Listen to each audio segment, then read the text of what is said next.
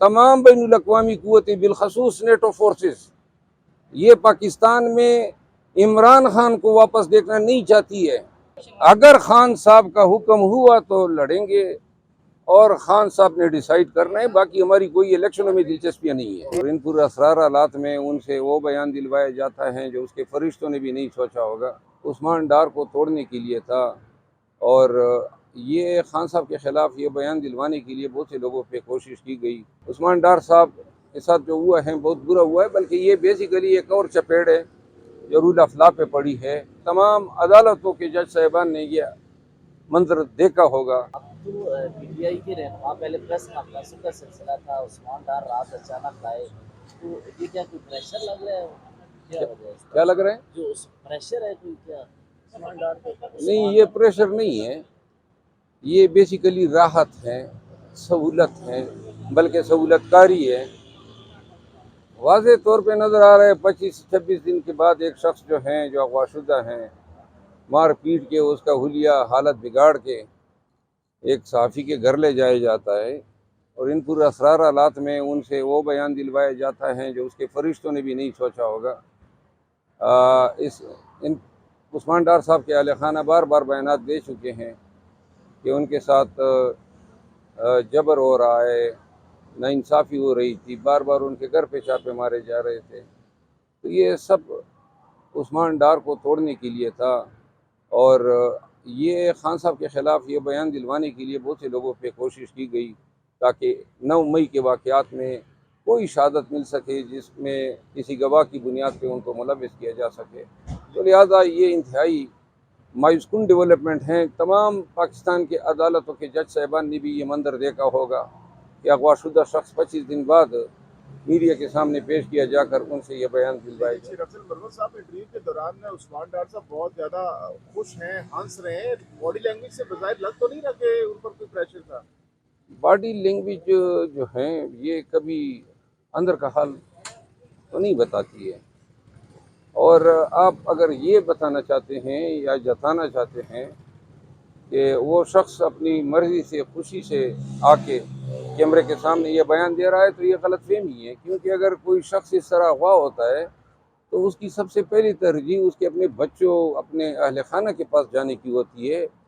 تو کون سا جو ہے وہ شخص ہوگا جس کو یہ جلدی ہو کہ کامران صاحب کے گھر پہنچ کے یہ ویڈیو ریکارڈ کر دے؟ تو لہٰذا یہ عثمان ڈار صاحب کے ساتھ جو ہوا ہے بہت برا ہوا ہے، بلکہ یہ بیسیکلی ایک اور چپیڑ ہے جو رول آف لا پہ پڑی ہے، قانون کی حکمرانی پہ پڑی ہے۔ تمام عدالتوں کے جج صاحبان نے یہ منظر دیکھا ہوگا کہ اس طرح لوگ اغوا ہوتے ہیں اور پھر بیانات دلوائے جاتے ہیں۔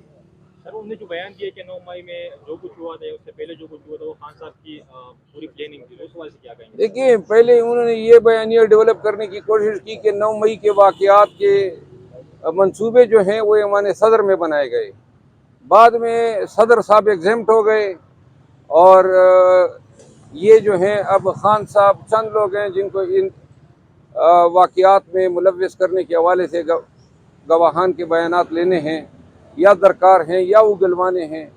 اس میں مراد سعید صاحب ہیں، جس میں بی بی صاحبہ ہیں، خان صاحب کے علاوہ اعظم سواتی صاحب ہیں، جتنے بھی پرسونا نان گریٹا ہیں وہ سب اس میں شامل ہیں۔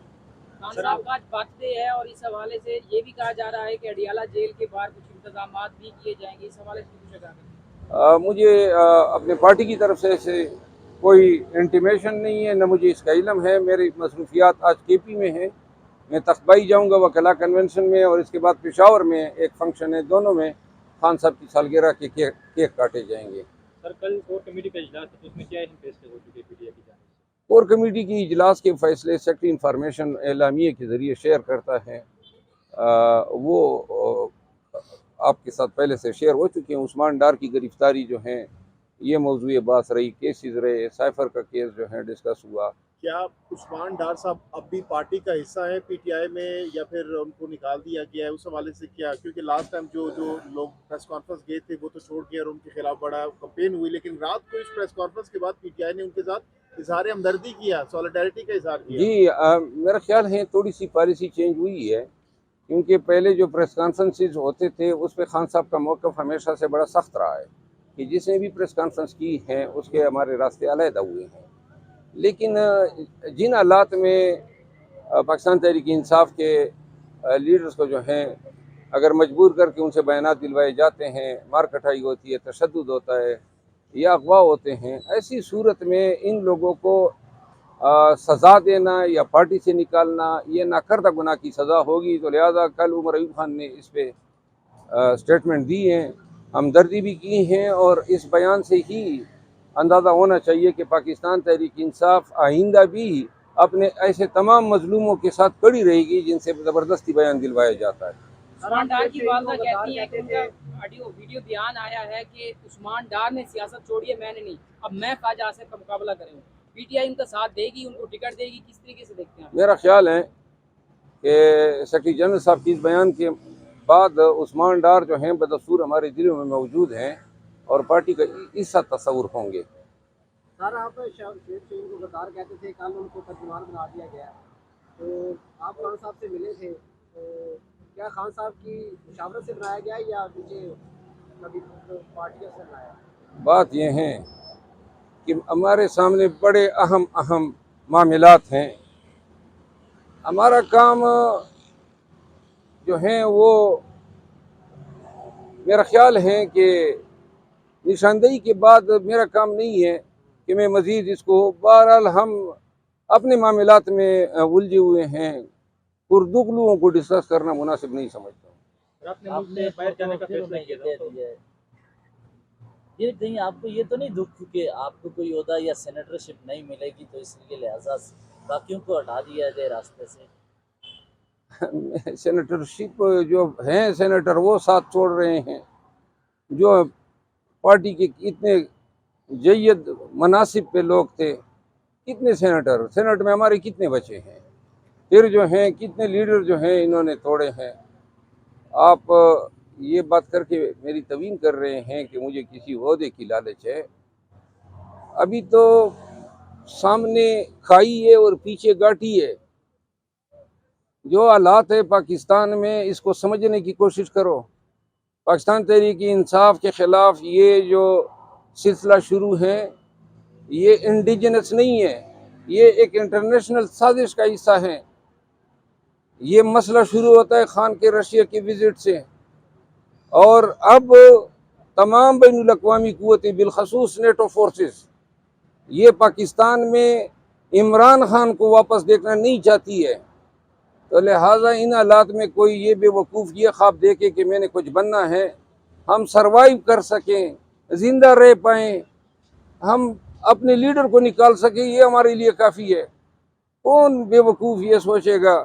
اور میں ان معاملات پہ پارٹی کے انٹرنل ڈسپیوٹ پہ بار بار کہہ چکا ہوں، اور آپ سے میری استدعا ہے کہ آپ ان ایشو پہ مجھ سے دوبارہ سوال نہ کریں، میں کمٹمنٹ کر چکا ہوں، تو لہٰذا میں ایسے ایشوز پہ دوبارہ رپلائی نہیں کروں گا۔ ہمارے پارٹی کے لیڈر اور ورکر اس سے ناراض ہوتے ہیں مجھ سے۔ سر کل شباز شریف کی گاڑی کو گھیرا گیا لاہور میں، جو ان کا گھر سمجھا جاتا تھا، تو جو ان کو لانے والے ہیں ان کو نظر نہیں آ رہا کہ سچویشن کیا بنے گی الیکشن کے دوران؟ سب کچھ نظر آ رہا ہے، پاکستان اور پاکستان کے عوام ایک سائٹ پہ ہیں، اور چند لوگ جو ہیں جن کو اقتدار دلانا ہے وہ دوسری سائٹ پہ ہیں۔ اب کس طرح دلائیں گے؟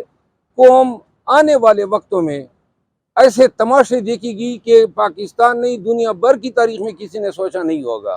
کیا آپ اس اقدام کی مذمت کریں گے؟ جس طرح سے ان کی گاڑی کو روکا گیا، وہاں پر گالم گلوچ بھی ہوئی، مذمت کریں گے یا نہیں؟ میں پاکستان تحریک انصاف کے تمام ورکرز کو یہ کہنا چاہتا ہوں کہ ایسے عوامل لیڈرز کو گالیاں دینا، چاہے کسی پارٹی سے ہو، ان کی گاڑیوں کو روکنا، ان کے ساتھ بدتہذیبی سے پیش آنا، یہ خوش آئندہ امر نہیں ہے۔